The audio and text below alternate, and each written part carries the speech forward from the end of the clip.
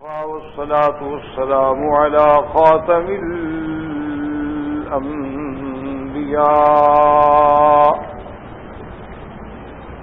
سيدنا وحبيبنا محمد المصطفى وعلى آله المجتبى اللهم صل على سيدنا محمد النبي الأمي الهاشمي وعلى آله وأصحابه نجوم الهدى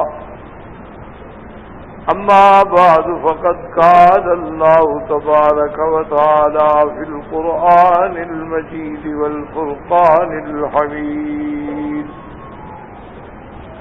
أعوذ بالله من الشيطان الرجيم بسم الله الرحمن الرحيم يا نساء النبي لستن كأحد من النساء إن اتقيتن فلا تخضعن بالقول فيطمع الذي في قلبه مرض وقلن قولا معروفا قال النبي صلى الله عليه وسلم حبب إلي من الدنيا بثلاث الطيب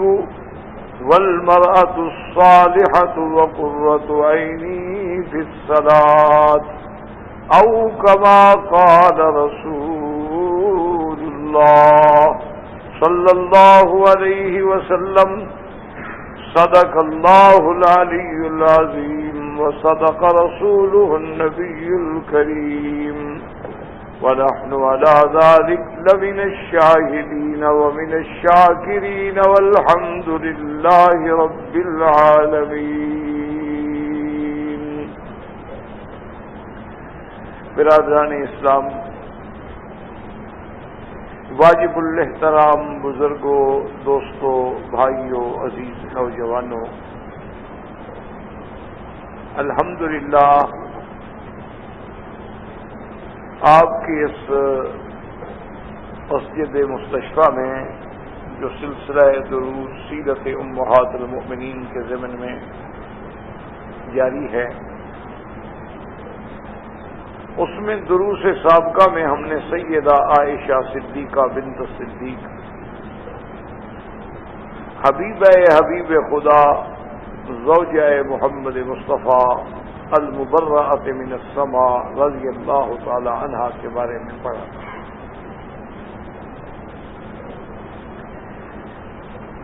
تو اس وقت بھی میں نے سابقہ درس میں بھی عرض کیا تھا کہ یہ اعزاز اور یہ مقام جو ہے سیدہ عائشہ صدیقہ کو ملا ہے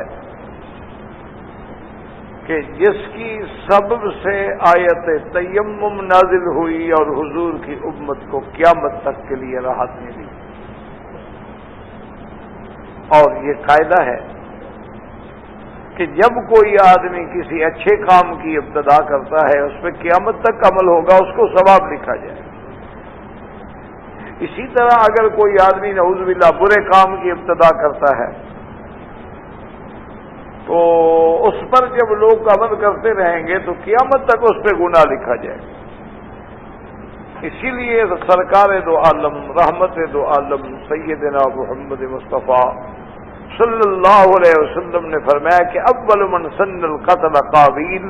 کہ سب سے پہلے جس نے قتل کی ابتدا کی ہے وہ قابیل تھا، جس نے اپنے بھائی حابیل کو قتل کیا. تو قیامت تک جتنے بھی قتل ہوں گے قابیل پہ بھی لکھا جائے گا.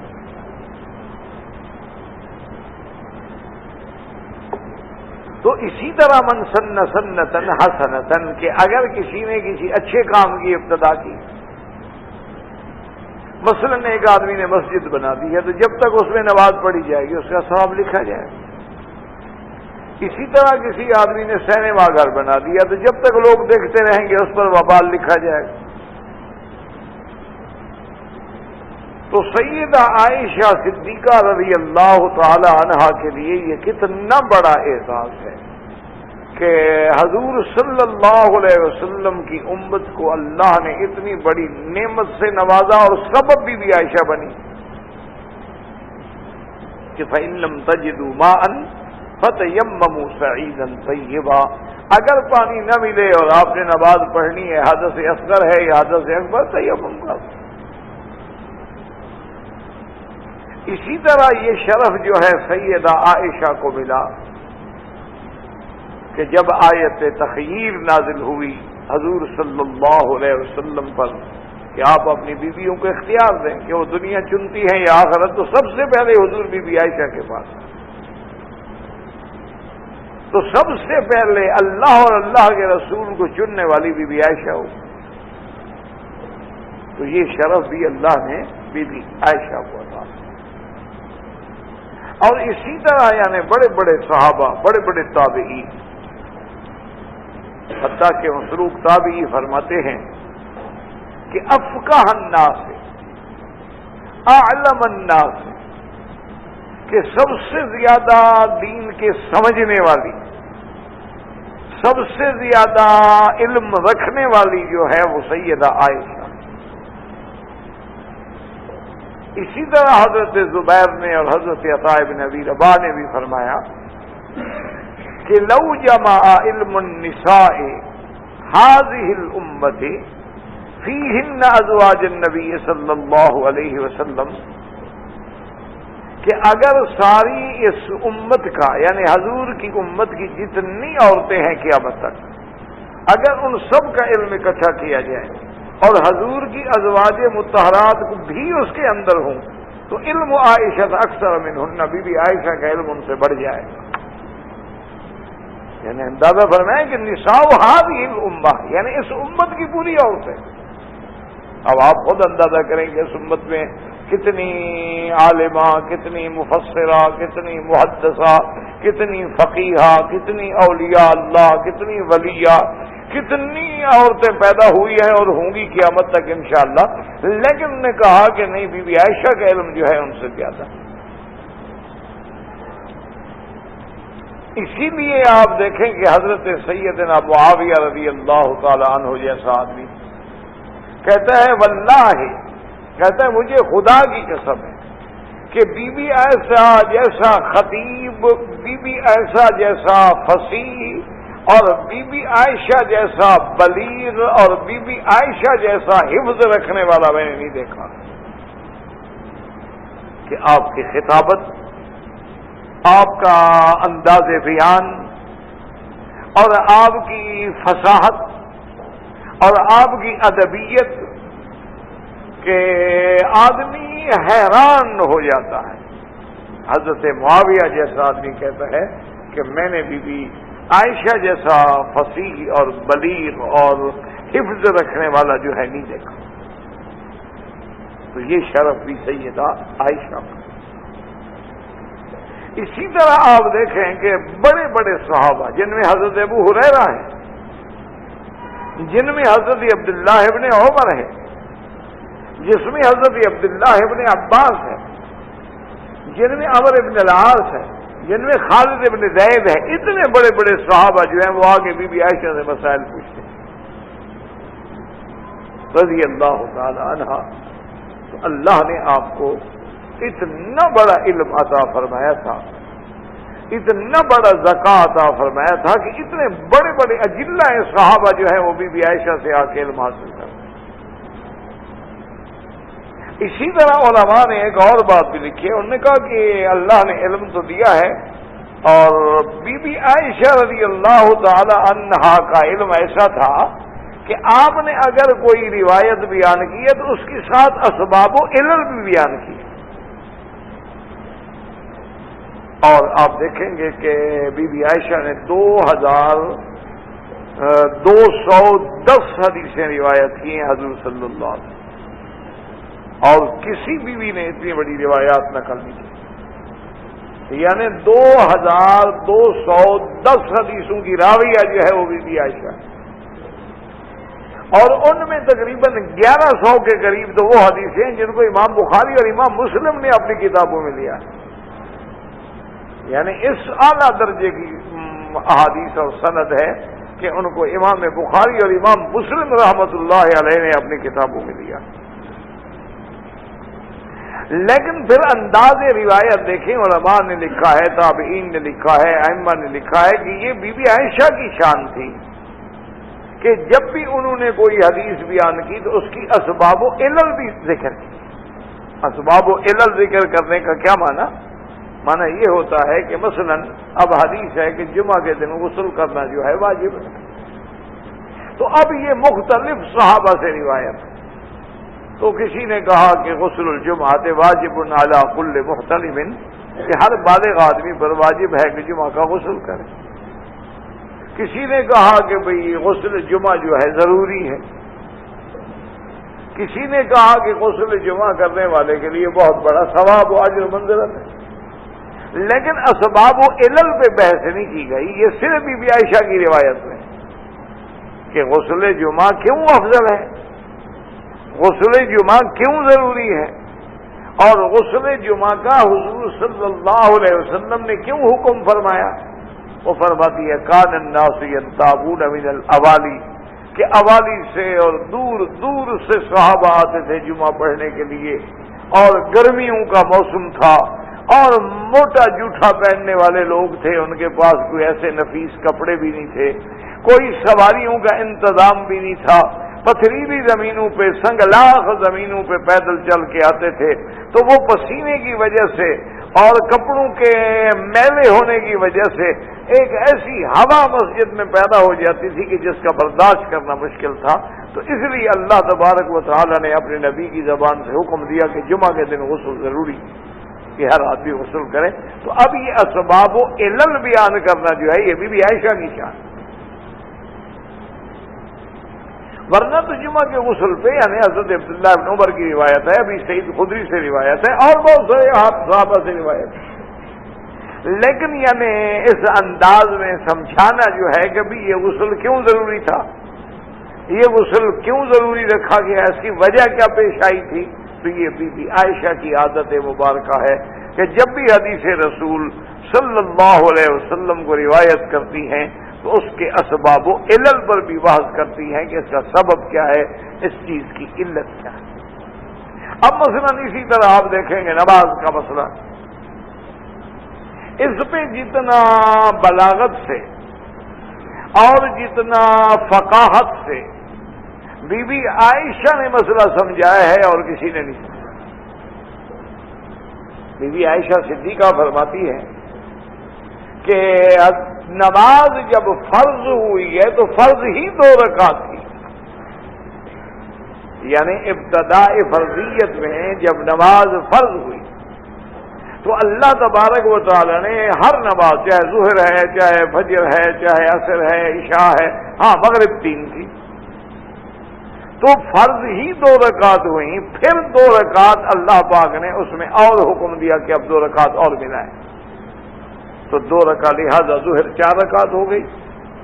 عصر 4 رکعت ہو گئی، اور عشاء جو ہے وہ 4 رکعت ہو گئی. اب سفر میں اللہ نے حکم دیا قصر کا، تو بی بی فرماتی ہیں کہ دراصل وہی اصل نماز رہ گئی، یعنی چونکہ اصل نماز 2 رکعت تھی تو لہذا اللہ نے سفر میں اس اصل کو باقی رکھا اور جو 2 رکعت بڑھائی گئی تھی ان کو معاف کر دیا، تو اصل نماز اسی طرح باقی رہی. یعنی آپ اس بات کو سمجھیں کہ جیسے حضور صلی اللہ علیہ وسلم پہ جب نماز فرض ہوئی ہے تو 50 نمازیں فرض ہوئی. حضور صلی اللہ علیہ وسلم جب آئے، سیدنا موسیٰ علیہ السلام سے نکاح ہوا، تو حضور صلی اللہ علیہ وسلم سے جب سیدنا موسیٰ علیہ السلام نے پوچھا تو آپ نے بتلایا کہ اللہ نے میری امت پہ 50 نمازیں فرض کی. انہوں نے کہا ارجع الی ربک واسأل التخفیف. انہوں نے کہا حضور آپ اپنے رب کی طرف دوبارہ جائیں اور آپ رعایت مانگیں، آپ کی امت 50 نمازیں نہیں پڑھ سکتی. اچھا یاد رکھیں یہ علم غیب نہیں تھا، حضرت موسیٰ تو اپنی امت کو بھگت چکے تھے نا، یہ تجربہ تھا. انہوں نے کہا میری امت 3 نہیں پڑھتی تو آپ کی امت 50 کہاں پڑے گی.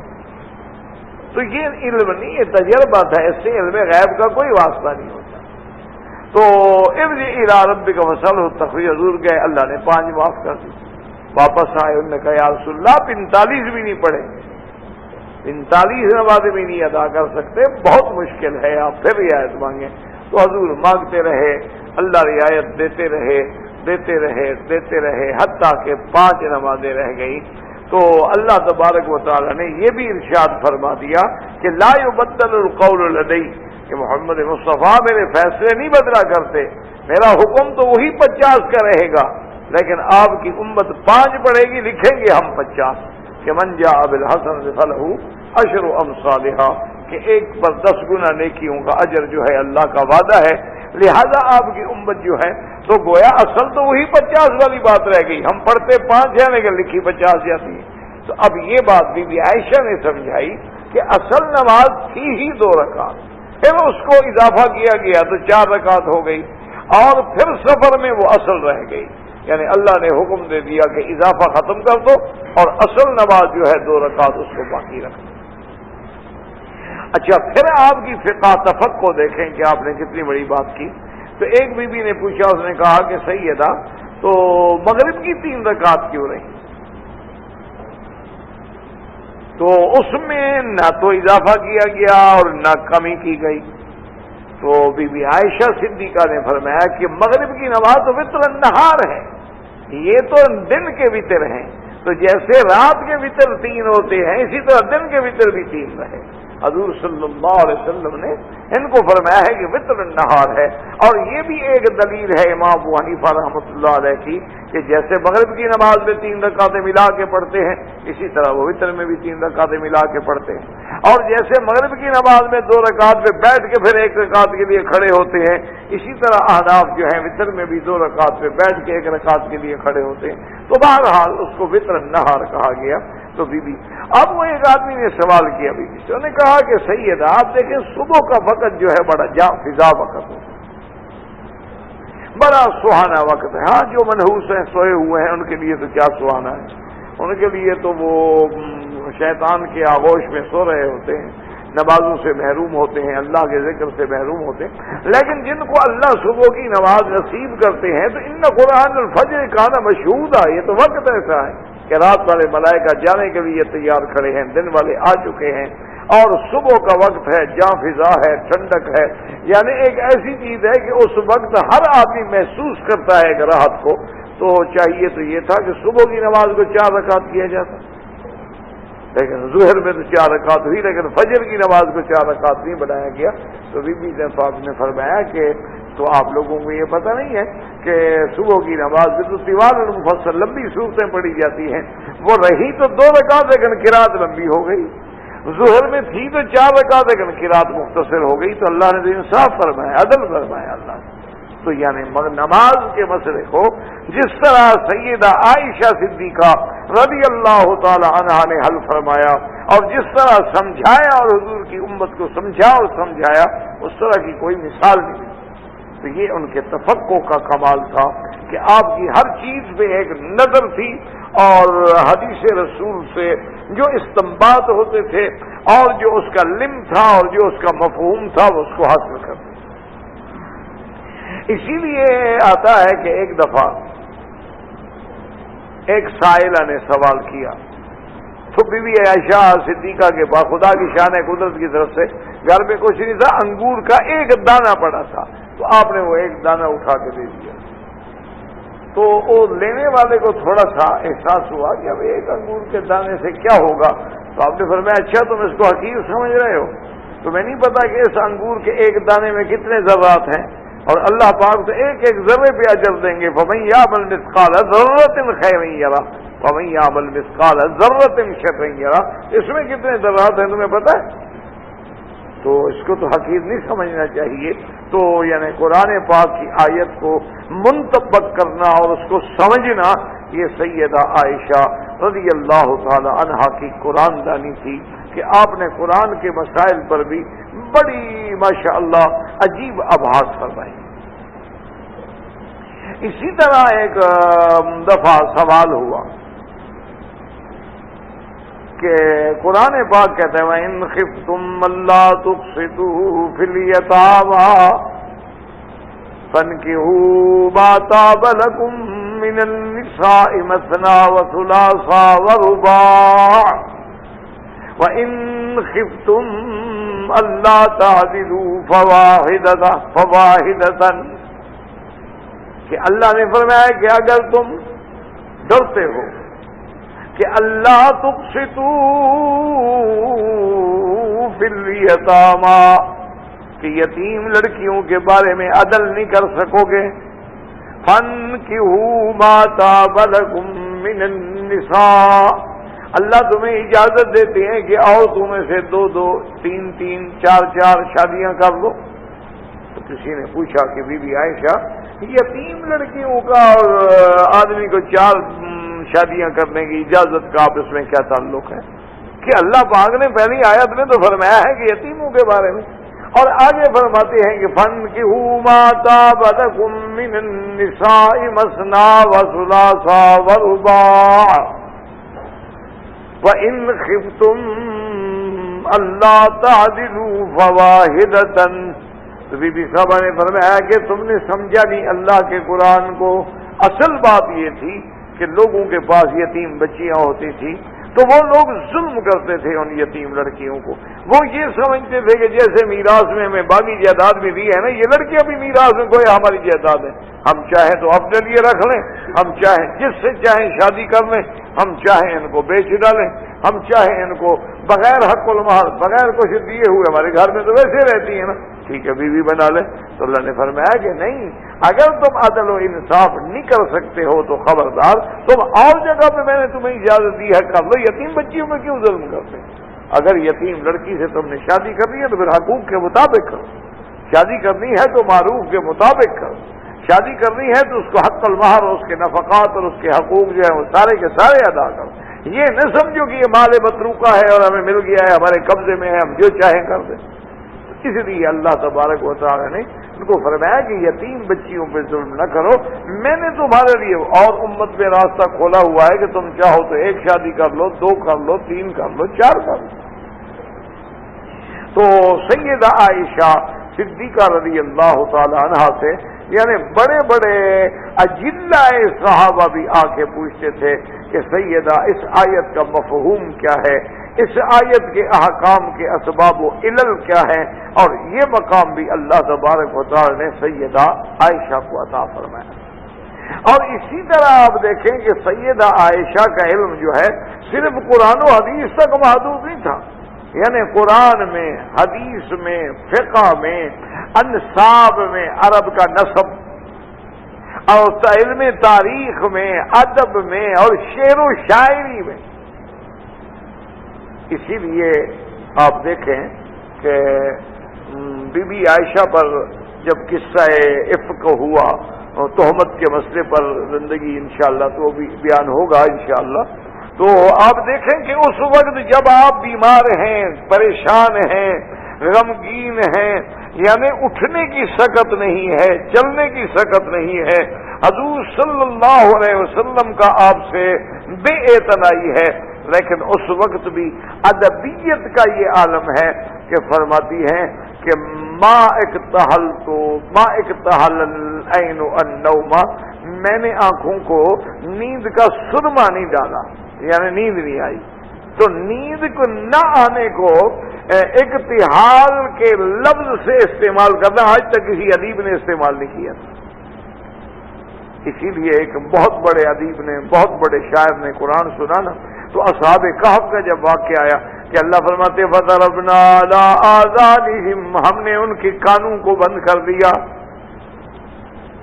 تو مانا تھا سلا دیا، حالانکہ کہنا تو یہ تھا کہ ہم نے ان کو سلا دیا، لیکن اللہ فرماتے ہم نے ان کے کانوں کو بند کر دیا۔ وجہ کیا ہے کہ سب سے پہلی چیز جو ہے آدمی کو شور ڈسٹرب کرتا ہے، جب شور ہوگا تو آدمی کیسے سوئے گا، اسی لیے آدمی سو بھی رہا ہو تو کوئی دروازے پہ نہ کرے تو سب سے پہلے کان سنتے ہیں، بعد میں پھر آنکھیں کھلیں گی، بعد میں دماغ حکم دے گا کہ جا کے دیکھو کون ہے دروازہ، کون کھٹکھٹا رہا ہے۔ تو پہلی چیز جو ہے وہ تو اس محاورے کا قرآن میں استعمال اس کے اسلام کا ذریعہ بن گیا کہ ایسا تو آج تک کسی عربی زبان نے یہ کہا ہی نہیں ہے، کہا کہ بھئی ہم نے سلا دیا، ہم نے ان پہ نیند مسلط کر دی، ہم نے ان کو نیند میں ڈال دیا۔ قرآن کہتے ہیں فَضَرَبْنَا عَلَىٰ آذَانِهِمْ فِي الْكَهْفِ سِنِينَ عَدَدًا، تو یہ قرآن ہے، یہ اللہ کا کلام ہے، باقی اس کا کوئی مقابلہ نہیں کر سکتا۔ تو اسی طرح ادبیت میں بھی سیدہ عائشہ صدیقہ یعنی شعر و شاعری میں، ادبیت میں بھی آپ کا ایک مقام تھا۔ اور علماء نے لکھا ہے کہ کیوں نہ ہو، جس نے صلب صدیق میں آئی ہو اور جس نے ام رومان جیسی ماں کے بطن میں زندگی گزاری ہو اور جس کا بچپن آغوش سیدنا ابو بکر میں گزرا ہو اور جس کو کم عمری میں صحبت محمد مصطفیٰ صلی اللہ علیہ وسلم نصیب ہوئی ہو، پھر ان کے علم کا مقابلہ کون کر سکتا؟ اسی طرح سیدہ عائشہ صدیقہ رضی اللہ تعالی عنہا کا یہ عالم تھا کہ اتنا کثرت سے روزہ رکھتی تھی کہ عرفات کا روزہ بھی آپ نے نہ چھوڑا، حالانکہ حکم ہے کہ حاجی کو نہیں رکھنا چاہیے، حاجی جو حج پہ آئے ان کے لیے روزہ نہ رکھنا افضل ہے، غیر حاجی کے لیے تو روزہ رکھنا افضل ہے کہ عرفات کے روزے کی اتنی بڑی فضیلت ہے کہ حضور صلی اللہ علیہ وسلم نے فرمایا کہ جو شخص عرفات کا روزہ رکھے تو 1 سال پہلے کے اور 1 سال آنے والے جو ہے گناہ اللہ معاف کر دیتے ہیں ایک روزے سے۔ لیکن بی بی عائشہ نے کبھی عرفات کا روزہ بھی نہیں چھوڑا۔ ایک دفعہ جب دیکھا تو گرمی کی شدت تھی تو پانی آہستہ آہستہ ڈال رہی تھی، تو کسی صحابی نے عرض کیا کہ اماں آپ کی اتنی تکلیف کیوں فرماتی ہیں؟ کہتی ہیں جب سے میں نے حضور سے فضیلت سنی ہے نا میں نہیں چھوڑ سکتی یہ روزہ۔ اسی طرح یوم الاثنین اور یوم الخمیس کا روزہ، اسی طرح آپ کے نفلی روزے، اسی طرح آپ کا کثرت عبادت کا یہ عالم تھا کہ چاشت کی نماز جو ہے وہ 8 رکعت پڑھتی تھی، اور فرمایا کہ میں کبھی بھی اس نماز کو نہیں چھوڑ سکتی ہوں۔ اور نماز کے پڑھنے کا جو عالم تھا وہ یہ تھا کہ ایک دفعہ آپ کے بھتیجے ہیں قاسم ابن محمد ابن ابی بکر، وہ کہتے ہیں کہ میں آیا اور میں کوشش کرتا تھا کہ صبح جا کے بی بی عائشہ کو سلام کروں، میں آیا تو بی بی نماز میں تھی، میں کھڑا ہو گیا۔ وہ کہتے ہیں میں کھڑا رہا حتیٰ کہ میں نوجوان آدمی ہو کہ میں کھڑے تھک گیا۔ میں نے کہا بھی اب میں جاتا ہوں، کتنا دیر کھڑا ہوں، بی بی نماز۔ میں چلا گیا، مجھے کام تھا، میں نے جا کے وہ کام نمٹایا۔ میں نے کہا اب فارغ ہو گیا ہوں کام سے تو واپس جا کے بی بی کو سلام کرتا جاؤں۔ میں واپس آیا تو بی بی ابھی تک نماز میں، یعنی آپ کی کثرت تہجد، حتیٰ کہ کبھی کبھی آپ کو تراویح اگر جماعت سے نہ ملے تو آپ کا ایک غلام تھا حافظ، اس کا نام زکوان تھا، وہ قرآن کا حافظ تھا، فرماتی پردے کا اہتمام کر، وہ غلام آگے کھڑا ہو کے نماز پڑھائے تو ہم اس کے پیچھے پڑھ لیں تاکہ میری تراویح کی جماعت نہ چلی جائے۔ تو سیدہ عائشہ صدیقہ رضی اللہ تعالی عنہا کا یعنی کثرت عبادت،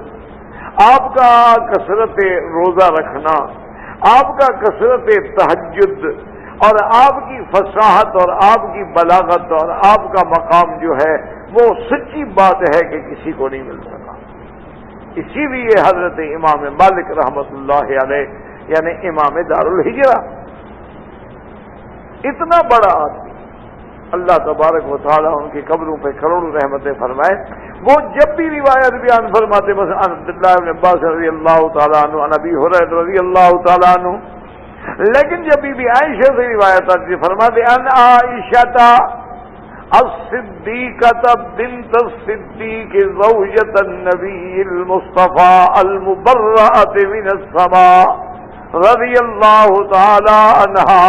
تو بی بی عائشہ کا نام اتنے ادب سے لیتے کہ عائشہ صدیقہ، صدیق کی بیٹی، زوجہ محمد مصطفیٰ، اور وہ شان والی بی بی جس کی برات اللہ نے قرآن میں نازل کی۔ پھر کہتے کہ قالت قال رسول اللہ صلی اللہ علیہ وسلم۔ اسی طرح آپ نے جود و سخا کے بارے میں نے سابقہ درس میں بھی عرض کیا تھا کہ حضرت زبیر نے پیسے بھیجے 70,000 تو خیر 2,20,000 تو خیرات ہو گئے، حضرت معاویہ رضی اللہ تعالی نے بھیجے 1,20,000 اسی دن خیرات کر دیے گئے۔ اور اسی طرح غلام آزاد کرنے کا تو یہ عالم تھا کہ کوئی چھوٹی سی بات بھی ہوتی غلام آزاد کر دی۔ ایک دفعہ ایک سانپ جو ہے وہ بی بی عائشہ کے گھر میں گھسا ہے، بی بی عائشہ رضی اللہ تعالی عنہ نے جب دیکھا سانپ آ گیا ہے تو آپ نے سانپ کو مار ڈالا۔ تو ایک صحابی نے کہا کہ اماں آپ نے اچھا نہیں کیا، سانپ کو تو نہیں مارنا چاہیے تھا، کہ سانپ اگر گھر میں آ جائے تو قاعدہ یہ ہوتا ہے کہ اس کو آپ کہیں کہ بھائی تم نکل جاؤ ہمارے گھر سے، نہ ہمیں پریشان کرو نہ تم خود پریشان ہو، اگر تم نہ گئے تو پھر ہم تمہیں مار دیں گے۔ تو آپ جب اس کو یہ کہتے ہیں تو وہ نکل جاتا ہے۔ اس کی وجہ یہ ہے کہ اکثر جن ہوتے ہیں، امبار البیوت ہوتے ہیں، اور سانپ کی شکل میں آ جاتے ہیں، تو جب آپ ان کو یہ بات کہتے ہیں وہ نکل جاتے ہیں، اور اگر سانپ ہوگا تو وہ نہیں نکلے گا، وہ پھر نظر آئے گا تو ٹھیک ہے آپ مار دیں، کیونکہ آپ نے تو اپنا حق پورا کر دیا، اس کو بتا دیا آپ نے۔ تو انہوں نے کہا کہ اماں آپ نے تو اچھا نہیں کیا، آپ نے اس کو کہنا تھا، گھر میں سانپ آیا تو آپ نے فوراً مار ڈالا۔ تو بی بی صاحبہ نے فرمایا کہ عجیب بات ہے کہ چلو اگر جن بھی ہو اس کو یہ کیا حق پہنچتا ہے کہ ازواج رسول کے گھر میں آ جائے، تو اس لیے میں نے اس کو مار ڈالا۔ تو انہوں نے کہا ماجان گزارش یہ ہے کہ اگر وہ ازواج رسول کے گھر میں بھی آیا ہے تو الحمدللہ آپ لباس کے ساتھ بیٹھی ہوئی تھی، تو آتے ہیں علم حاصل کرنے کے لیے، علم سننے کے لیے، جن ہوتے ہیں شکل بدل لیتے ہیں، تو آپ کو بہرحال نہیں مارنا چاہیے تھا۔ تو اتنا اس میں حالانکہ شرعاً کوئی بات نہیں، کیونکہ جو چیز کسی کی شکل بنائے گا اس کا حکم ہے۔ سند عالی کا معنی یہ ہوتا ہے کہ آپ کے اور حضور پاک صلی اللہ علیہ وسلم کے درمیان میں جتنے واسطے کم ہوں گے وہ سند عالی ہو۔ اسی لیے احادیث میں وہ سند جو ثلاثی ہو، رباعی ہے، خماسی ہے، ثلاثی ہے، تو سب سے اعلیٰ ثلاثی ہوتی ہے کہ واسطے درمیان میں باقی دو رہ گئے۔ تو اس کی وجہ یہ تھی کہ وہ عالم رات کو بیٹھے حدیث پاک کا مطالعہ کر رہے تھے، اتفاق ایسا ہوا کہ دیکھا تو سانپ بیٹھا ہے سانپ، تو انہوں کے ہاتھ میں جو چھری تھی یا کوئی لکڑی تھی یا کوئی چیز تھی، وہ آپ نے غصے میں جو آگے ماری وہ سانپ مر گیا۔ آپ نے اس کو ایک طرف پھینکا، پھر حدیث کھول کے پڑھنے بیٹھ گئے۔ تھوڑی دیر گزری کہ دو تین سپاہی انسانی شکل میں آ گئے، انہوں نے آ کے حضرت کو پکڑ لیا، انہوں نے کہا چلیں کہا جی آپ نے بندہ مار دیا۔ میں نے تو کبھی بندہ نہیں مارا بھائی، خدا کے بندے میں نے کون سا بندہ مار دیا؟ انہوں نے کہا نہیں جی آپ نے بندہ مارا ہے۔ بہرحال وہ پھر کون سنتا تھا تو وہ پکڑ کے لے گئے۔ وہ کہتے ہیں کہ مجھے ایک ایسی جگہ لے گئے میں تو سمجھ نہیں سکا تو میں کہاں جا رہا ہوں اور مجھے کہاں لے کے جا رہے ہیں۔ بہرحال ہم ایک ایسے مقام پہ پہنچے کہ بہت بڑا میدان ہے اور اس میں شامیانے ہیں اور انتظامات ہیں اور بڑے شاہی لوازمات ہیں اور تخت بچھا ہوا ہے اور اس پہ ان کا بادشاہ بیٹھا ہوا ہے اور ہر طرف اس کے وزراء بیٹھے ہیں، علماء بیٹھے ہیں، بڑے عجیب منظر ہے۔ مجھے انہوں نے بادشاہ کے سامنے پیش کیا، انہوں نے کہا جی یہ مولوی صاحب ہے جس نے ہمارے بھائی کو مارا ہے۔ تو انہوں نے بادشاہ نے پوچھا جی آپ نے کیوں مارا انسان کو؟ نے کہا جی میں نے کسی انسان کو نہیں مارا ہے، کون سا ان کا بھائی میں نے مارا ہے خدا کے بندے؟ انہوں نے کہا جناب جب آپ بخاری شریف کا مطالعہ کر رہے تھے تو ایک سانپ کو آپ نے مارا ہے؟ انہوں نے کہا سانپ کو تو میں نے مارا ہے۔ انہوں نے کہا وہی تو ہمارا بھائی تھا، وہ جن تھا بیچارہ، وہ حدیث پڑھنے کے لیے آگے بیٹھا تھا آپ کے پاس، آپ نے اس کو مار دیا۔ آپ نے فرمایا اللہ کے بندے میں نے سانپ کو مارا ہے، اور حضور صلی اللہ علیہ وسلم کی حدیث ہے کہ من تشبہ بقوم فہو منہم، کہ جو کسی قوم کی شکل بناتا ہے وہ ان میں شمار ہوتا ہے۔ اس نے شکل اگر انسان کی بنائی ہوتی ہے اس کو پڑھاتا، اس نے شکل جو ہے سانپ کی بنا لی تو سانپ تو موذی چیز ہے، ایذا دینے والی چیز ہے، تو اس لیے آدمی اس کو مار دیتا ہے، میرا اس میں کیا قصور ہے؟ تو بادشاہ نے حکم دیا کہ فلاں عالم کو بلایا جائے، تو وہ عالم تشریف لے آئے، تو ان سے بادشاہ نے یہ حدیث رکھی کہ کیا یہ حدیث واقعی یہ جو عالم بیان کر رہا ہے ہاں واقعی حدیث رسول اللہ ہے؟ اس نے کہا کہ ہاں یہ حدیث رسول اللہ ہے، اور سمعت من رسول اللہ، اور یہ حدیث تو میں نے خود حضور پاک سے سنی ہے۔ مانا یہ ہے کہ وہ صحابی تھا، وہ بھی جن تھا، اور جنوں کی عمر تو بہت لمبی ہوتی ہے نا، ان کی عمر جو ہے 1000 سال، 2000 سال، 3000 سال، بڑے لمبی عمر والے ہوتے ہیں۔ اسی طرح روایات میں ہے کہ ایک دفعہ ایک جن حضور کی خدمت میں آئے، آپ نے پہچان لیا، آپ نے فرمایا انت من الجن، جن ہو تم؟ وہ انسانی شکل میں تھا، تو اس نے کہا کہ ہاں یا رسول اللہ میں جن ہوں، تو میں آپ کی خدمت میں آیا ہوں، مہربانی کریں مجھے قرآن شریف سنائیں۔ حضور پاک نے قرآن سنایا، وہ اسلام لے آیا، تو اس نے کہا کہ یا رسول اللہ میں نے تورات حضرت موسیٰ سے خود سنی ہے اور آج میں قرآن بھی آپ سے سن رہا ہوں۔ اتنی بڑی عمر ہے کہ حضرت موسیٰ علیہ السلام کا زمانہ، پھر عیسیٰ علیہ السلام کا زمانہ، اس کے بعد حضور محمد مصطفیٰ صلی اللہ علیہ وسلم کا زمانہ، تو جنات کی اعمار جو ہیں بڑی طویل ہوتی ہیں۔ تو اب جناب وہ عالم کہتے ہیں کہ جب اس نے کہا کہ سمعت من رسول اللہ، میں نے خود سنی ہے، تو کہتے ہیں میں نے جا کے جلدی جلدی ان کو پکڑ لیا، میں نے کہا حضرت مجھے مہربانی کر کے ایک حدیث پڑھا دیں، تو انہوں نے پھر مجھے بھی حدیث پڑھائی، تو لہذا ان کے درمیان تو ایک صحابی رہ گیا نا حضور تک، تو لہذا ان سے جن علماء نے پڑھا ان کے اور حضور کے درمیان میں 5-6 واسطے بھی بنتے، تو اس لیے ہمیشہ تو بی بی عائشہ نے فرمایا کہ شران تو مجھے قتل کرنے کا حق تھا، لیکن چونکہ آپ متفکر ہو گئیں تو آپ نے ایک غلام آزاد کر دیا تاکہ بھی قیامت میں مجھ پہ کوئی کسی قسم کا بوجھ نہ رہے۔ ایک سانپ کے بدلے میں کون غلام آزاد کرتا ہے، لیکن یہ مقام خشیت تھا بی بی عائشہ۔ اور اسی طرح علماء نے لکھا ہے کہ تقریباً 67 غلام ہیں جن کو بی بی عائشہ نے خرید کر کے اللہ کے لیے آزاد کر دیا۔ اچھا، انہوں میں بی بی بریرہ ہے جو بی بی عائشہ کی خادمہ ہے۔ بی بی بریرہ جو ہیں یہ بھی بیچاری غلام تھی، ان کے مالکوں نے بدل کتابت ان کے ساتھ طے کیا کہ اتنے پیسے اگر تم دے دو تو ہم تمہیں آزاد کر دیں گے۔ تو بی بی بریرہ جو ہے بی بی عائشہ کے پاس آئیں، ان کو آ کے عرض کیا کہ آپ میری سفارش کریں تاکہ چند مسلمان جو ہے وہ مل کے میری رقم دے دیں تو میں آزاد ہو جاؤں گی۔ بی بی نے فرمایا تمہاری ساری رقم میں دے دیتی ہوں، تو بی بی بریرہ کی رقم بھی آزاد دی اور اسی وقت آزاد بھی کر دیا۔ فرمایا یہ نہیں کہ میں نے اس لیے رقم دی ہے کہ میری غلام بن جاؤ، نہیں، میں نے تمہیں آزاد کر دیا ہے۔ اس نے کہا بی بی صاحبہ آپ نے تو واقعی مجھے آزاد کر دیا ہے، لیکن اب آپ کو چھوڑ کے جانا میرا دل بھی برداشت نہیں کرتا۔ تو یہ مقام بھی اللہ تبارک و تعالیٰ نے بی بی عائشہ صدیقہ کو عطا فرمایا تھا کہ اتنا بڑا قرب، اتنا بڑا علم، اتنا بڑا فہم، اور اس کے ساتھ اتنی بڑی جود و سخا کہ جو بھی آیا اللہ کے راستے میں لٹا دیا، جو بھی آیا فوراً اللہ کے راستے میں لٹا دیا۔ اور آپ نے ایک حج بھی نہیں چھوڑا ہے، اور آپ ہمیشہ حج کرتی، آپ عمرے فرماتی، اور اسی تکلیف کے عالم میں بھی آپ نے روزے رکھے ہیں، تکلیف کے عالم میں بھی آپ نے اپنی نفلی عبادات میں کبھی کبھی۔ تو یہ مقام بھی ایک دن سیدہ عائشہ فرماتی ہیں، اس لیے آپ دیکھیں علماء سے کہ جتنا اہم یعنی موضوع ہے، مثلا بدء الوحی کا جو باب ہے کہ حضور پہ وحی کیسے اتری، اس میں سب سے زیادہ بیان کرنے والی جو ہے وہ بی بی عائشہ۔ اچھا، اسی طرح دیکھیں کہ خود جو تہمت کا واقعہ ہے، عفق کا واقعہ ہے، اس کی سب سے بڑی راویہ، اس کو بیان کرنے والی سیدہ عائشہ ہے۔ اسی طرح غزوات میں دیکھیں کہ غزوہ بدر، غزوہ احد، غزوہ خندق، غزوہ بنی قریظہ،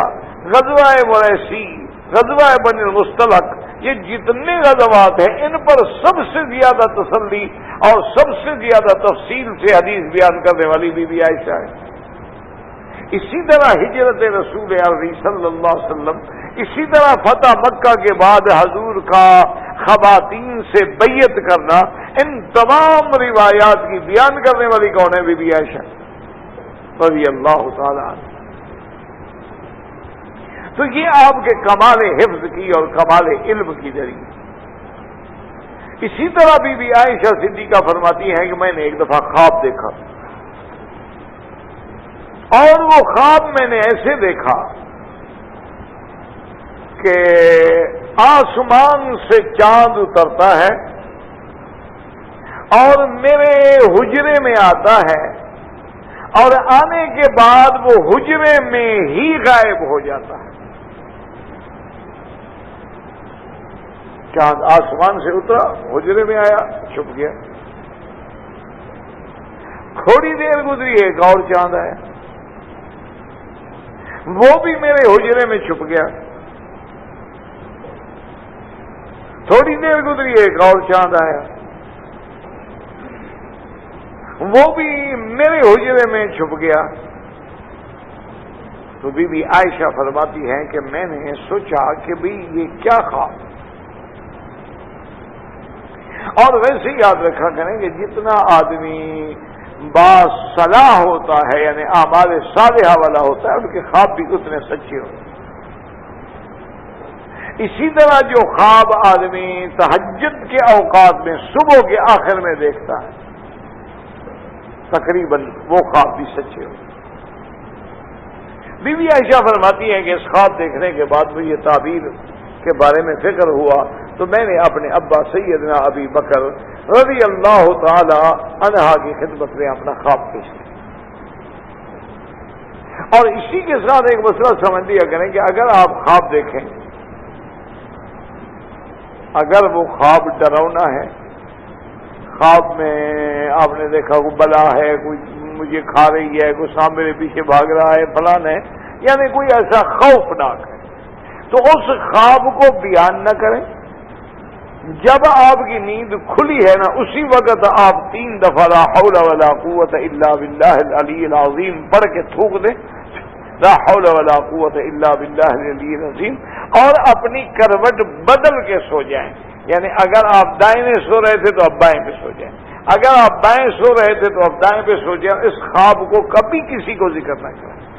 تو آپ کو کوئی نقصان نہیں ہوگا. اچھا, اگر آپ نے ایک خواب دیکھا اور وہ خواب ایسا ہے کہ جو کچھ آپ دن میں مثلا آپ تقریر کر رہے تھے, آپ نے دیکھا رات کو بھی آپ تقریر کر رہے ہیں, تو یہ احلام ہے, وہی بات ہے جس میں ہم سارا دن رہے, وہی چیز رات کو بھی ہمیں نیند میں نظر آتی رہی, تو اس خواب کے بارے میں بھی کوئی ایسی خاص اہمیت نہیں ہے. اسی طرح اب ایک خواب ہے, آپ نے رات کے آخری حصے میں دیکھا ہے, اور جب آپ سوئے تھے تو آپ کا بستر بھی پاک تھا, اور آپ کے بدن پہ جو کپڑے تھے وہ بھی پاک تھے, اور آپ کا بدن بھی پاک تھا. تو اب خواب جو ہے وہ سمجھ نہیں آ رہا ہے, تو معنی یہ ہے کہ پھر اس کے بارے میں حکم ہے کہ آدمی اس خواب کو کسی آدمی پہ ذکر نہ کرے, الا علی عالم, کسی عالم پہ ذکر کرے, کسی صاحب علم پہ ذکر کرے, اور اگر کوئی عالم دوست ہو تو پھر اس پہ ذکر کرے.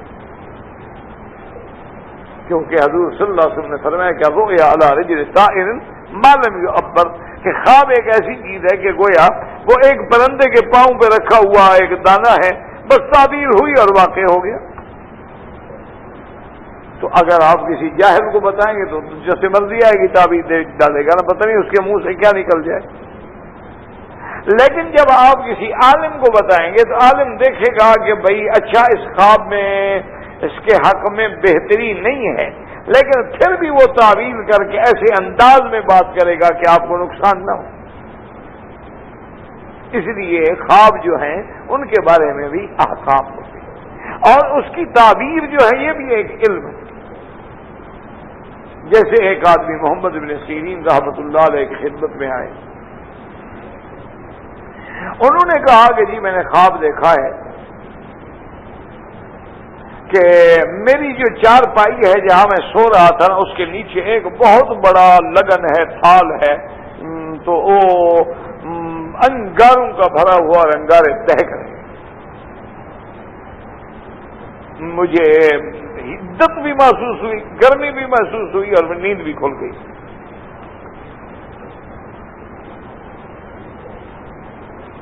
آپ نے فرمایا آپ کو خزانہ ملے گا, پیسہ ملے گا, کوئی بہت بڑا خزانہ جو ہے وہ آپ کو سونے چاندی کا ملے گا. چلا گیا. کچھ عرصے کے بعد جو ہے ایک اور بندہ آیا, اس نے بھی آ کے بے عین ہی یہی خواب بیان کیا کہ حضرت میں نے خواب دیکھا ہے کہ میری چارپائی کے نیچے اتنا بڑا لگن ہے اور جمرات انگاروں کا بھرا ہوا ہے, شعلے نکل رہے ہیں. آپ نے فرمایا تم نے واقعی دیکھا ہے؟ ہاں میں نے واقعی دیکھا. نے کہا تمہارا گھر جل گیا. چلا گیا, اب چلا اس کا گھر جل گیا. تو اب جو بے تکلف شاگرد تھے انہوں نے کہا حضرت عجیب بات ہے، ایک آدمی خواب دیکھتا ہے، خواب تو وہی ہے نا، اس نے بھی انگارے دیکھے چارپائی کے نیچے، اس نے بھی انگارے دیکھے چارپائی، اس کو تو آپ نے کہا تمہیں خزانہ ملے گا، اس کو آپ نے کہا بیچارے کو تمہارا گھر جل جائے گا۔ خواب ایک ہے تو تعبیر الگ الگ کیسے ہو گئی؟ تو حضرت نے فرمایا خدا کے بندے تم نے سمجھا نہیں، اس نے جو خواب بتایا تھا اس وقت سردی کا موسم تھا، تو اس وقت آگ سے نفع اٹھایا جاتا ہے، ہر آدمی اپنے گھر میں آگ جلا کے تدفع حاصل کرتا ہے، فائدہ اٹھاتا ہے، کمرے کو گرم کرتا ہے، اور اس بندے نے تو دیکھا ہی گرمی میں، اور گرمی کے اندر پھر آگ دیکھ رہا ہے تو مانا ہے کہ اس کو نقصان ہوگا، اس لیے اس کی تعبیر میں نے وہ دی تھی جو اس وقت کے مناسب تھی، اور اس کی تعبیر میں نے یہ دی تھی جو اس وقت کے مناسب تھی۔ تو کبھی خواب کے اندر صرف موسم کے اعتبار سے بھی تعبیر بدل جاتی ہے، اور کبھی خواب جو ہے بظاہر جو ہوتا ہے اس کے بالکل برعکس ہو جاتا ہے، جیسے اللہ تبارک و تعالی نے سیدنا ابراہیم کو خواب دکھایا، لیکن ہوا تو بالعکس نہ کہ آپ نے اپنے بیٹے کو ذبح نہیں کیا، اللہ پاک نے آپ کا بیٹا جو ہے وہ بھی بچا لیا اور قربانی بھی قبول کر لی۔ اس لیے ہمیشہ احتیاط کیا کریں کہ خواب اگر دیکھیں خطرناک ہے، خوفناک ہے، 3 دفعہ لا حول پڑھ کے چھوڑ دیں اور کسی کو نہ بتائیں، انشاءاللہ اس کا ذرے کے برابر بھی آپ کو کوئی نقصان نہیں ہوگا۔ اور اگر آپ نے خواب دیکھا ہے، سمجھ نہیں آ رہا کہ اچھا ہے اچھا نہیں ہے، میرے لیے فائدہ مند ہے نہیں ہے، تو پھر کسی اہل علم پہ ذکر کریں تاکہ اس کی تعبیر جو ہے وہ صحیح انداز میں دے۔ یہ بڑا ایک علم۔ حضرت شیخ قاسم نانوتوی رحمۃ اللہ علیہ بیٹھے تھے، ہندوستان کے زمانے کی بات ہے، تو آپ کی خدمت میں ایک آدمی آئے، اس نے کہا کہ حضرت میں نے دیکھا ہے کہ نواب صدیق حسن خان، یہ نواب بھی تھے عالم بھی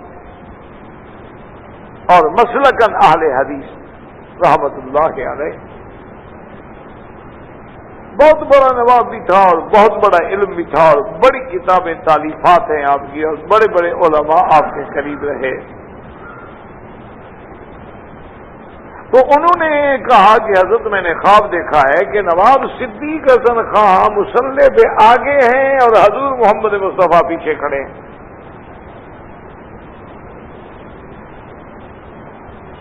تو میں حیران ہوں کہ اللہ کے نبی کے ہوتے ہوئے، مقصد ہے کہ شاید نواب صاحب کو اتنا بڑا مقام مل گیا۔ تو حضرت نے فرمایا واقعی تم نے یہ خواب دیکھا؟ دیکھا؟ انہوں نے کہا پھر معلوم یہ ہوتا ہے کہ صدیق حسن خان بیچارے فوت ہو۔ انہوں نے کہا حضرت اس میں فوت ہونے والی کون سی بات؟ نے کہا اللہ کے بندے، نبی کے آگے مصلی پہ کہ زندہ آدمی کیسے کھڑا ہو گیا؟ تو پھر مردہ ہو تو آگے رکھا جائے گا، کوئی زندہ آدمی اللہ کے نبی کا کیسے ایمان؟ تو حضور حکم فرمائے، اور اگر بن بھی جائے تو ابو بکر بھی ہٹ گئے تھے کہ آپ جب آ گئے تو آپ نے فرمایا بس میں ہٹ گیا۔ تو اگر آپ کہتے ہیں کہ نواب صدیق حسن خان حضور کے آگے کھڑے تھے تو آگے تو پھر مردہ ہو سکتا ہے، معلوم یہی ہوا کہ حضرت کی موت ہو گئی۔ ابھی آپ باتیں کر رہے تھے کہ اطلاع آ گئی کہ نواب صدیق حسن خان فوت ہو گئے۔ تو بہرحال کہنے کا مقصد یہ تھا کہ تعبیر رؤیا جو ہے یہ ایک علم ہے، اسی لیے حضرت یوسف علیہ السلام نے کہا تھا کہ یہ وہ علم ہے مما علمنی ربی، جو میرے اللہ نے مجھے عطا فرمایا۔ تو بی بی عائشہ صدیقہ رضی اللہ تعالی عنہا فرماتی ہیں، یہ بھی بی بی عائشہ کی روایت ہے جس میں وہ فرماتی ہے کہ حضور صلی اللہ علیہ وسلم وحی آنے سے پہلے، جبریل آنے سے پہلے، قرآن اترنے سے پہلے آپ جو ہے خواب زیادہ دیکھتے، اور آپ کے خواب مبارک ایسے ہوتے تھے مثل فلق صبح، جیسے صبح روشن ہو جاتی ہے، حضور کے خواب ایسے دن میں پیش آتے تھے جیسے وہ کچھ رات کو دیکھا صبح سامنے آ گئے۔ تو بی بی عائشہ فرماتی ہے کہ میں نے خواب دیکھا اور اس کے بعد میں نے اپنے ابا حضرت سیدنا ابی بکر رضی اللہ تعالی عنہ کی خدمت میں پیش کیا کہ ہاں قضا ہے تو میں نے ایسے خواب دیکھا ہے کہ آسمان سے چاند اترتا ہے اور وہ چاند میرے حجرے میں غائب ہو جاتا ہے، پھر دوسرا چاند اترتا ہے وہ بھی حجرے میں غائب ہو جاتا ہے، پھر تیسرا چاند اترتا ہے وہ بھی حجرے میں غائب ہو جاتا ہے۔ تو سکت ابی بکر، بی بی عائشہ فرماتی ہیں کہ میرے ابا جان خاموش۔ اچھا، حضور سیدنا ابی بکر کو بھی اللہ نے علم تعبیر الرؤیا میں بہت بڑا علم دیا تھا۔ کبھی کبھی حضور فرماتے تھے کہ ابو بکر اس کی تعبیر تم بیان کرو۔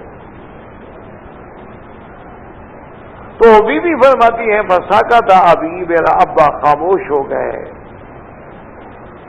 تو اب ادب کا تقاضا یہ تھا کہ بی بی بھی خاموش ہو گئی۔ وہ فرماتی ہے لما توفی رسول اللہ صلی اللہ علیہ وسلم ودفن فی الحجرۃ، سب سے پہلے جب آقا رحمت دو عالم سیدنا محمد مصطفیٰ صلی اللہ علیہ وسلم کی وفات ہوئی اور حضور پاک میرے حجرے مبارک میں دفن کیے گئے، تو میرے ابا ابو بکر روتے ہوا ہے اور فرمایا عائشہ ھذی اول قمر، یہ وہ پہلا چاند ہے جو تم نے دیکھا تھا، آج تمہارے کمرے میں آ گیا۔ اس کے بعد جب سیدنا ابی بکر فوت ہوئے اور اسی حجرے میں دفن ہوئے تو بی بی عائشہ فرماتی ہے مجھے سمجھ آ گئی کہ یہ وہ دوسرا چاند ہے۔ اور اب جب سیدنا عمر کی باری آئی، سیدہ عائشہ صدیقہ رضی اللہ تعالی عنہا کا چونکہ حجرہ مبارک ہے، بی بی عائشہ صدیقہ کے پاس حضرت عمر نے اپنے بیٹے حضرت عبداللہ کو بھیجا کہ بی بی صاحبہ کے پاس جائیں اور ان سے کہیں کہ ارسلنی عمر،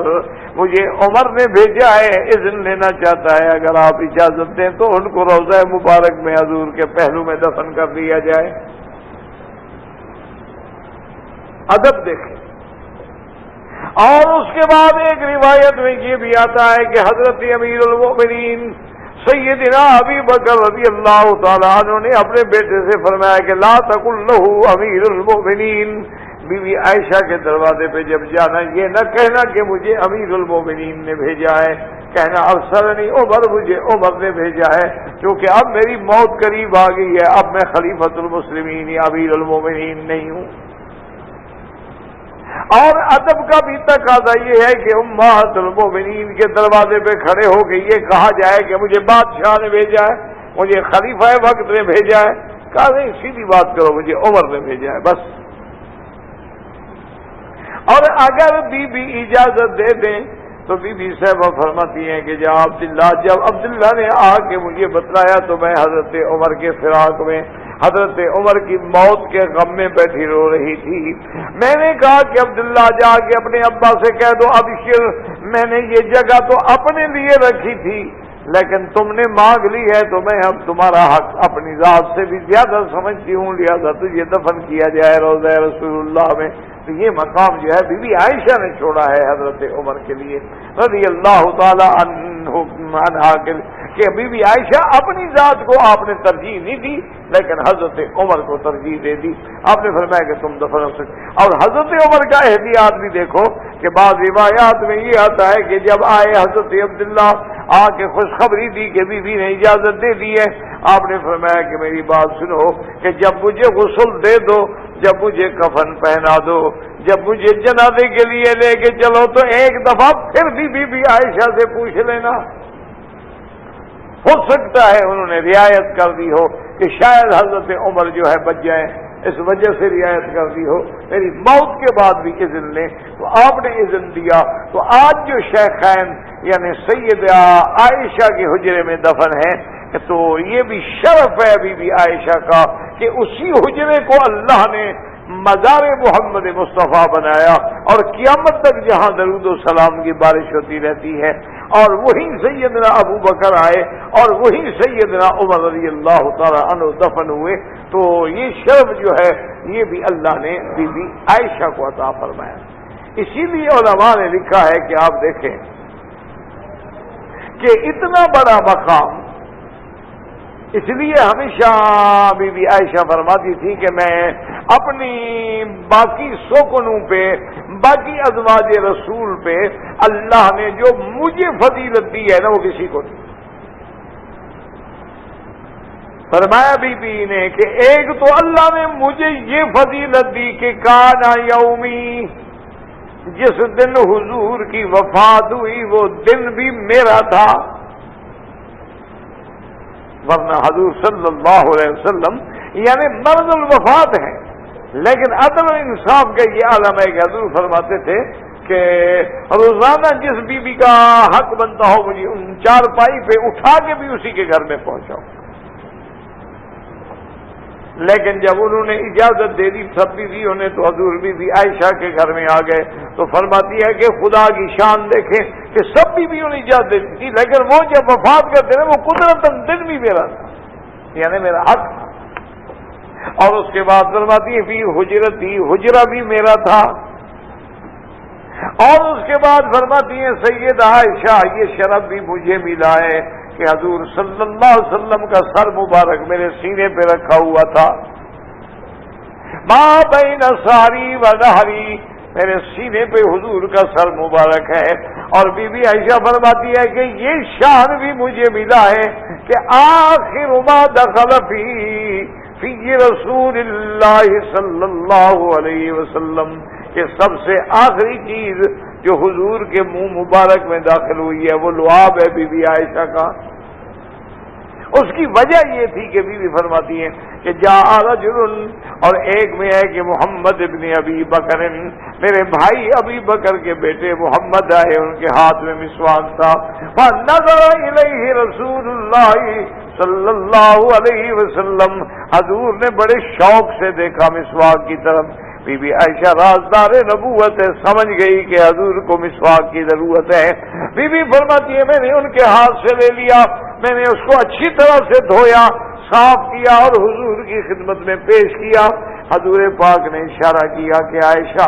میری کمزوری کا یہ عالم ہے کہ اب یہ مسواک مجھ سے نرم نہیں کیا جائے گا، تم اپنے منہ میں دانتوں میں نرم کر کے پھر مجھے دے دو۔ تو بی بی عائشہ فرماتی ہے کہ میں نے اس مسواک کو نرم کیا اور نرم کرنے کے بعد فقدمت الی رسول اللہ، میں نے حضور کی خدمت میں دیا، حضور نے رکھا، تو وہ آخری چیز جو حضور کے فم میں داخل ہوئی وہ میری ریک تھی، کیونکہ میرا لعاب بھی تو ساتھ لگا ہوا تھا۔ اور اسی طرح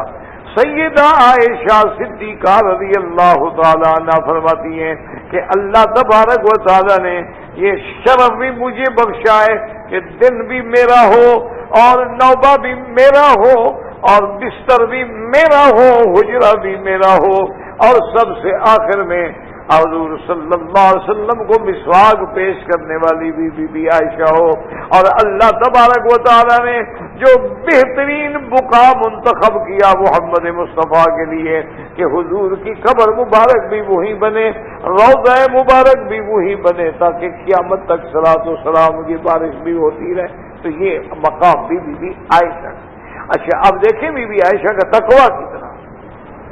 پرہیزگاری کہ روایات میں بیویاں فرماتی ہیں کہ اگر بی بی سفر میں ہوتی، اذا سمعت صوت الجرس، اگر بی بی عائشہ کے کان میں جانور کے گلے میں جو گھنٹیاں ہوتی ہیں، اب جانور اگر زیادہ چل رہے ہوں تو گھنٹیوں کی آواز زیادہ پیدا ہوتی ہے، اگر وہ پیچھے سے آ رہی ہوتی تو حکم دیتی کہ سواری کو جلدی تیز کرو تاکہ وہ گھنٹی کی آواز بھی میرے کان میں نہ آئے۔ اور اس کے بعد اگر دیکھتی کہ آگے سے آواز آ رہی ہے تو فرماتی قافلے کو روک دو، رستہ بدل دو، میں نہیں چاہتی کہ میرے کانوں میں کسی گھنٹے کی آواز پڑے۔ اور اسی طرح یہ حکم بھی بی بی عائشہ نے دیا اور امہات المؤمنین کی حیثیت میں اپنے بیٹوں کو بھی دیا اور حضور کی امت کی عورتوں کو بھی دیا۔ آپ نے فرمایا کہ بسیار خوری نہ کیا کرو، زیادہ نہ کھایا کرو، کیونکہ زیادہ کھانے سے نیند زیادہ آتی ہے، زیادہ کھانے سے انسان کے خواہشات زیادہ ابھرتی ہیں، اور زیادہ کھانے سے انسان عبادت کے اندر صحیح محنت و مشقت بھی کر سکتا ہے۔ اس لیے بی بی فرماتی تھی کہ اتنا کھایا کرو جتنی غرض ہے، جتنی حاجت ہے، جتنی ضرورت ہے، اس سے زیادہ نہ کھایا کریں۔ تو یہ نصیحت جو ہے یہ بھی بی بی عائشہ صدیقہ رضی اللہ تعالی عنہا نے دی۔ تو اللہ تبارک و تعالی نے یعنی آپ کو علوم سے بھی نوازا، فقہ سے بھی نوازا، تفسیری علوم سے بھی نوازا، حتیٰ کہ کسی صحابی نے پوچھا کہ اماں یہ جو قرآن میں آئے ان الصفا والمروۃ من شعائر اللہ ومن حج البیت او اعتمر فلا جناح علیہ ان یطوف بہما، اس سے تو معلوم ہوتا ہے کہ اگر صفا مروہ نہ دوڑے تو کوئی گناہ نہیں ہوگا۔ بی بی نے فرمایا تم نے قرآن کو نہیں سمجھا اللہ کے بندے، اگر ایسا ہوتا تو قرآن کہتا فلا جناح علیہ الا یطوف بہما، کہ اس پہ گناہ نہیں ہوگا جو ان میں نہ دوڑے، بلکہ قرآن کہتے فلا جناح علیہ ان یطوف بہما، یہاں لا نہیں، وجہ یہ تھی کہ اوس و خزرج کے قبیلے کے لوگ بھی اور قریش مکہ بھی، ان لوگوں نے صفا پہ بھی بت رکھے ہوئے تھے، مروہ پہ بھی بت رکھے ہوئے تھے، باقاعدہ ان کو ہاتھ لگاتے تھے، چومتے چاٹتے تھے، پھر صفا دوڑتے تھے۔ اب جب اسلام آ گیا تو صحابہ نے کہا یا رسول اللہ یہاں تو مشرکین کے بت تھے، ہم کیا کریں؟ آپ نے فرمایا ہمیں اللہ نے حکم دیا ہے، اب بتوں کو ختم کر دیا گیا ہے، ان کے درمیان میں دوڑنا جو ہے حکم خدا بندی ہے، گناہ کوئی نہیں ہوگا۔ تو فرمایا اللہ کے بندے اگر یہ دوڑنا ضروری نہ ہوتا تو اللہ فرماتے اللہ یطوف بہما، یہ تو نہ فرمانے کا یطوف بہما، تو تم نے اس بات کو سمجھا نہیں ہے، تم نے اللہ کے قرآن کی آیت کو سمجھا نہیں ہے۔ صحابہ کہتے ہیں کہ جب ہمیں ان کی یہ تفسیر پہنچی تو ہم نے کہا ماشاء اللہ، اللہ مبارک کرے عائشہ، قرآن کا علم بھی اللہ نے تمہیں عطا فرمایا ہے۔ فآخر دعوانا ان الحمدللہ رب العالمین، ربنا تقبل منا انك انت السميع العليم وتب علينا انك انت التواب الرحيم، صلی اللہ تعالی علی خیر خلقہ سیدنا محمد وآلہ وصحبہ اجمعین، اللهم صل علی سیدنا محمد وعلى آل سیدنا محمد كما صليت على إبراهيم وعلى آل إبراهيم في العالمين إنك حميد مجيد۔